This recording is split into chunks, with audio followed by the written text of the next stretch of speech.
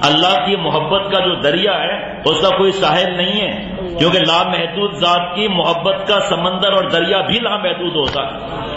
کیا مطلب؟ اب اس لامحدود دریا سے کوئی مچھلی نکلنا چاہے کہاں سے نکلے گی؟ کنارہ ہی نہیں ہے، ایک جگہ ہے نکلنے کی، اوپر اڑے، نکلتی بھی ہیں مچھلیاں لیکن بعد میں کہاں جاتی ہیں؟ پھر دریا میں جاتی ہیں۔ جو ایک دفعہ سچی توبہ کر لے فرشتہ نہیں ہو جاتا، لیکن اگر توبہ کر لے اور کسی موقع پر خدا نخواستہ اللہ کے قرب سے دریا سے نکلے بھی صحیح، پھر دریا قرب میں جائے گا۔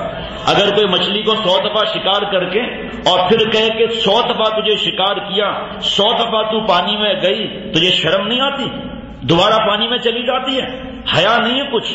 تو مچھلی کہے گی حیا میں تو میری موت ہے، میں اگر حیا کروں گی پانی میں نہیں جاؤں گی تو میری موت ہے، تیری یاد ہے میری زندگی، تیرا بھولنا میری موت ہے۔ اللہ کے عاشق کو توبہ کرنے میں شرم آئے گی؟ ایسے نوجوان مایوس ہو جاتے ہیں، میں نے یہ گناہ کر لیا، یہ گناہ کر لیا، اب کیا ہوگا؟ ارے جب دلی لگا بیٹھے ہر ناز اٹھانا ہوگا، 100 بار وہ روٹھے 100 بار منانا ہوگا۔ بیوقوف گناہ نہیں چھوڑا، مالک کو چھوڑ دیا، نالائق، کیسی بیوقوف ہیں ہم لوگ۔ اچھا پھر حضرت نے سوال کیا کہ یہ بتاؤ کہ مچھلی جب دوبارہ دریا میں جائے گی تو مٹک مٹک کر آہستہ آہستہ سگریٹ پھونکتی ہوئی جائے گی یا تڑپ کر جلدی سے جائے گی پانی کے اندر؟ تڑپ کے جائے گی۔ فرمایا تڑپ کے توبہ کرنا ہے۔ حضرت نے فرمایا میں نے بنگلہ دیش میں دیکھا کہ تالاب کے اندر مچھلیاں جال میں ڈالی اور جال کو اوپر کیا تو مچھلیاں 20-20 فٹ چھلانگ لگا رہی ہیں۔ حضرت نے فرمایا یہاں مجھے اللہ نے ایک علم عظیم عطا فرمایا، وہ چھلانگ پھر 18 فٹ ہوئی، پھر 15، پھر 10، پھر 5، پھر 3، جان نکلتی گئی، آخر میں مچھلی چھلانگ نہیں لگا سکی۔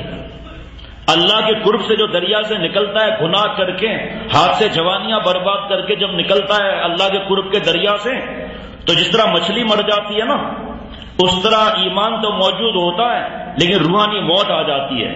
لیکن یہ فرق ہے، ایک فرق ہے، وہ فرق یہ کہ مچھلی پہ زندہ نہیں ہو سکتی، اور مومن جب توبہ کرے اللہ تعالیٰ دوبارہ اسے حیات عطا فرما دیتے ہیں، وہ دوبارہ اللہ کے قرب کے اندر چلتی رہتی ہے۔ جس مچھلی کو شکار کر دیا جائے، اوپر اوپر جو مچھلی تیرے شکار کر لیا جائے، اب جب مچھلی بچ جائے گی، شیخ العرب والعجم میرے محسن جن کے احسان تلے میرا بال بال دبا ہوا، جن پر میرے ماں باپ میری اولاد میں قربان، فرمایا کہ اب یہ مچھلی پانی کے تہہ میں چلی جائے گی کہ بھائی اب اوپر اوپر مت جاؤ میں شکار ہو جاؤں گی۔ تو جس کو اللہ سے جدائی کی تڑپ مل جائے اور وہ سچی توبہ کرے تو اللہ تعالیٰ کے قرب اور تقویٰ کے دریا میں نیچے چلا جائے گا وہ، تاکہ شیطان و نفس مجھے شکار نہ کر لیں۔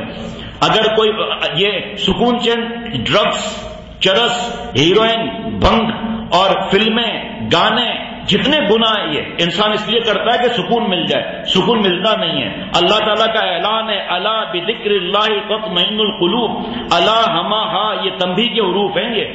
حضرت پھول پوری رحمۃ اللہ علیہ اس کا آشکارانہ ترجمہ کرتے تھے میرے دادا شیخ کہ غفلت سے کانوں کی روئی نکال دو اور غور سے سن لو، صرف اللہ ہی کی یاد سے دلوں کو چین ملے گا، سکون ملے گا، اطمینان ملے گا۔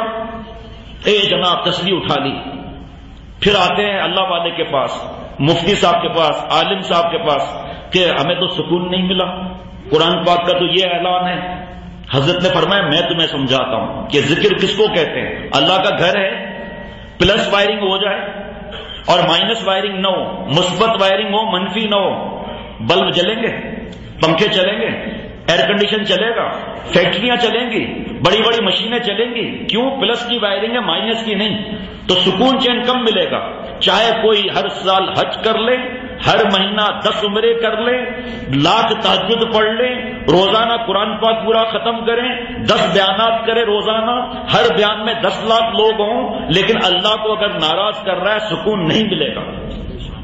پلس عبادت تو کر لیا لیکن گناہ سے نہیں بچے، مائنس عبادت نہیں کیا، اس لیے سکون نہیں مل رہا۔ حضرت قاضی ثناء اللہ پانی پتی رحمۃ اللہ علیہ تفسیر الا بذکر اللہ تطمئن القلوب کی تفسیر میں فرماتے ان السمکۃ تطمئن فی الماء لا بالماء، کہ مچھلی پانی میں جب پورا ڈوب جائے گی، اوپر پانی، نیچے پانی، دائیں پانی، بائیں پانی، آگے پانی، پیچھے پانی، تب مچھلی کو سکون ملے گا۔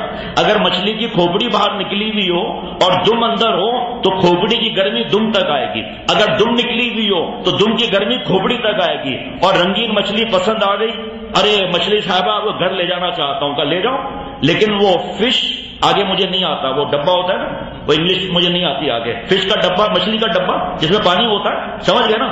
اب وہ ایکویریم ٹھکیوریم بولنے کی ضرورت تو نہیں نا بھائی، تو اس کے اندر پوری پانی جب اچھا حضرت فرماتے تھے جب رنگین مچھلیوں کو دیکھو 1 منٹ نہیں 10 سیکنڈ سمندر اور دریا میں مچھلیوں کو رنگ کس نے دیا؟ وہاں کوئی واٹر پروف گن چلی تھی؟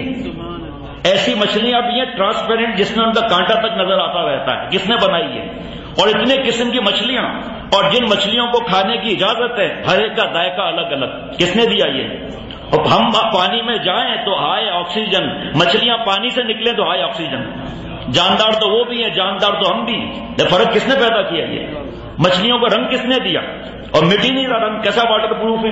اگر کسی کوئی بیوی کو کہا جائے کہ برتن پہ تصویر بنی ہوئی ہے، اس پر کوئی لگا دو چیز، میں نے تو وائٹو لگایا تھا ہٹ گیا، نیل پالش بھی لگایا تھا ہٹ گیا، لیکن وہاں تو ہٹتی نہیں ہے نیل پالش کو، اتنے کلر کی لگی ہوئی ہوتی ہے نا؟ تو حضرت نے فرمایا کہ جب پوری فرما برداری 100% جب ہوگی تو ایسا سکون ملے گا، ایسا چین ملے گا، ایسا اطمینان ملے گا کہ بادشاہوں نے خواب میں بھی نہیں دیکھا ہوگا۔ شاہوں کے سروں میں، ذرا غور کرنا، تفصیل نہیں بتاؤں گا، اشارہ سمجھ لینا، شاہوں کے سروں میں تاج گراں سے درد سا اکثر رہتا ہے، شاہوں کے سروں میں تاج گراں سے درد سا اکثر رہتا ہے، اور اہل وفا کے سینوں میں ایک نور کا دریا بہتا ہے۔ بادشاہ کیا بیچتے ہیں؟